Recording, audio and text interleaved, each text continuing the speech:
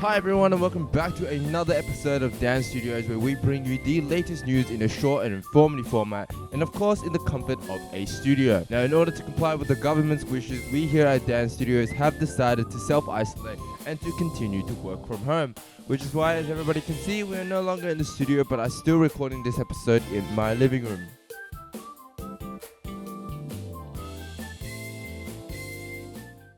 Now, for those who don't know, I'm sure most people around the world have heard about the recent protests and discussions happening in the US about the unfortunate events and death of Mr. George Floyd. We here at Dan Studios understand the disgusting behavior that has happened that led to his unfortunate passing and are in full support of the Black Lives Matter movement. Now, I would say that this goes for most Australians, and it seems like us here in Australia are partaking in our own Black Lives Matter movement, as you know, there are many Indigenous Australians who also face these injustices. Now, a couple of days ago, more than 3,000 protesters marched through the Sydney CBD in solidarity with the United States African American population. Now, this comes after about 2,000 demonstrators who had gathered in Perth to peacefully protest Mr. Floyd's death. Let's go straight to Laura Tunstall now, as hundreds marched through the city in a race rights protest. Laura, certainly loud where you are. What's happening as we come to you? Yeah, it is loud, Pete. Look, there are more than 1,000 protesters here. It was relatively under control. It has been peaceful so far, but police had sort of had them stationed in Martin Place for a while, but they have just gotten on the move literally in the last 2 minutes.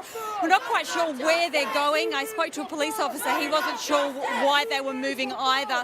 So certainly they are on the move at the moment, literally thousands walking through the streets of Sydney. This is the Black Lives Matter protest. They are not only standing in solidarity for the African American community of the United States, but they are also trying to highlight injustices faced by Indigenous Australians, including Aboriginal deaths in custody. They marched down Macquarie Street from Hyde Park. They're currently crossing roads. Police are trying to stop traffic at the moment. You can see behind me here we've got buses lined up as these crowds literally just move through the city. We're not sure how long this is going to go for. There is another protest similar to this one planned on Saturday, but certainly, Pete, it is a large gathering here. Well, this weekend here in Victoria, we are about to have our own Black Lives Matter protest to highlight the Aboriginal deaths that are in custody this weekend.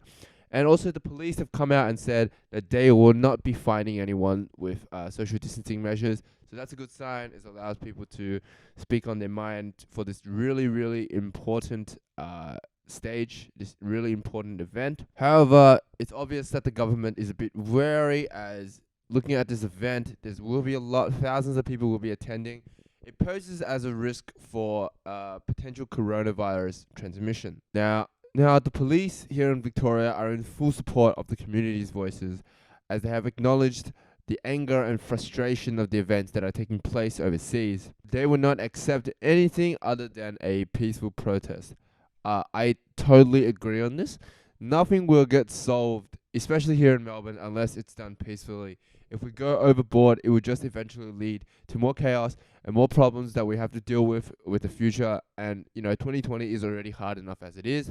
I'm sure a lot of people have seen videos of the protests in the United States, in the United Kingdom, all around the world. It's going a bit chaotic. Australian news reporters have been attacked while reporting live at the protests by protesters, by the police. So it's getting a little bit out of hand. So I'm sure in Australia we do allow for peaceful protests, so that's good. I'm hoping it will remain calm. Like the ones in Sydney, like the ones in Perth, they were all done in a fantastic manner. Everyone was peaceful, and it just moved very smoothly, and the message was able to get across. Also, as coronavirus still poses as a threat, the protest is also a concern for possible coronavirus transmission, as obviously, there will be thousands and thousands of people attending, and it's impossible to keep track of who was actually there and who wasn't. Now, this is a clear, obvious choice that if you have been in contact with anyone who has been tested positive or previously been tested positive with coronavirus, please do not attend the protest. And if you yourself have been tested positive for coronavirus or has been previously tested positive for coronavirus, I strongly suggest I urge you to stay home and do not attend the protest. It is best that everyone can act responsibly and in the healthiest way. As you know, these sort of events is a very easy opportunity for a second wave of coronaviruses to start. We here have just entered a sort of normal COVID-free, COVID normal lifestyle, and I would hate to see it go back to what it was before with just a single protest. So I'm hoping that this event is staying safe, everyone is staying safe, and we can get through not only this protest, but also the coronavirus situation as well. So as a constant reminder, I would like to remind everyone that the coronavirus is still an extremely serious issue. We should be complying with what the government is asking us, as social distancing continues to prove the best weapon against the virus. We need to be understanding that the next couple of months are going to be tough, but it is getting better and we are slowly getting there. Now remember to avoid crowded areas. Unless you're going to the protest, it's probably best to stay safe, wear a face mask. If you're going to the protest, I highly urge you bring hand sanitizer so you can clean your hands every so often. And also, I just want to say a message out to the world. What's going on now is extremely devastating. It is a terrible time for humanity to be in this kind of situation. The whole Mr. George Floyd situation in America has led to a huge realization on the human race on how still completely ignorant we are. We are still unable to accept beings just for, the color of their skin. Growing up as an Asian Australian, I have also received my fair share of racist comments and my fair share of racism pointed towards me. So I understand what it's like and how it feels, but obviously not to a certain degree of some people. But I do want to say that what's happening now is disgusting.